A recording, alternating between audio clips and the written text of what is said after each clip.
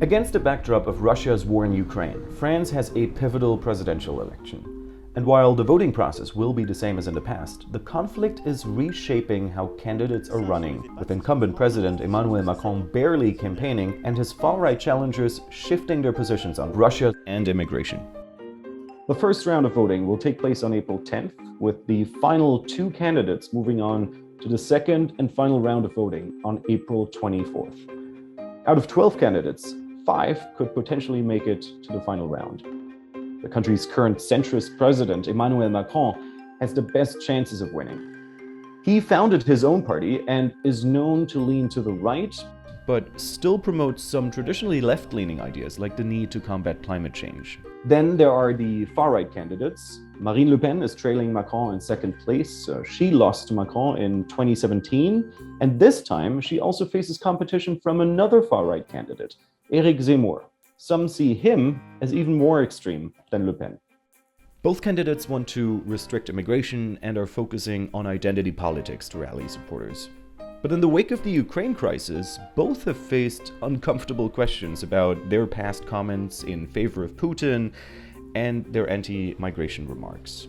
Most French are in favor of taking in Ukrainians. Nous sommes les seuls à être de droite dans cette campagne.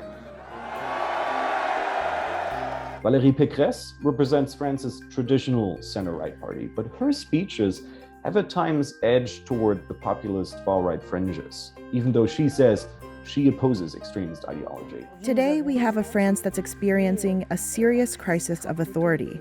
We have real problems related to controlling our borders in law and order, in the streets, in schools. The left-wing candidate most likely to make it to the second round is Jean-Luc Mélenchon. Mélenchon recently proposed that France leave NATO. Je propose la sortie de l'OTAN.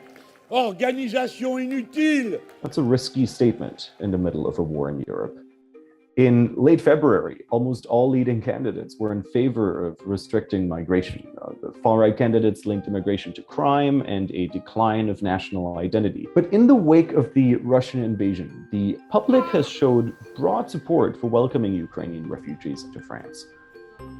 After the Russian invasion of Ukraine, things did turn a little more awkward for the far-right here in France. Both Zemmour and Le Pen had supported Putin in the past, and over the last few weeks, they've had to backtrack. They've had to say they no longer support Putin, and they also do not support this invasion. But Zemmour quickly returned to his pre-invasion campaign rhetoric and said he's opposed to France taking in a significant share of Ukrainian refugees. Ce que je ne veux pas, c'est qu'il y ait un tsunami fondé sur l'émotion. Le Pen has appeared more welcoming to Ukrainians, but she remains opposed to refugees from non-European countries.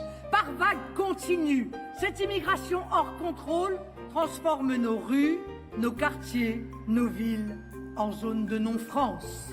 And Macron's government has largely followed other European nations' open-door approach to Ukrainians. France has welcomed thousands of refugees from Ukraine. Macron and his wife have visited with refugees. But it's unclear if that attitude will apply to a more welcoming stance of refugees from other nations. For now, the Ukraine crisis appears to have boosted Macron's chances of being re-elected. But as the backlash of sanctions and the impact of the war hit the French economy, the far-right may still see an opportunity for themselves to move ahead in the election. And one of the most significant developments, of course, would be if they join forces, if there is only one far-right candidate campaigning against Emmanuel Macron.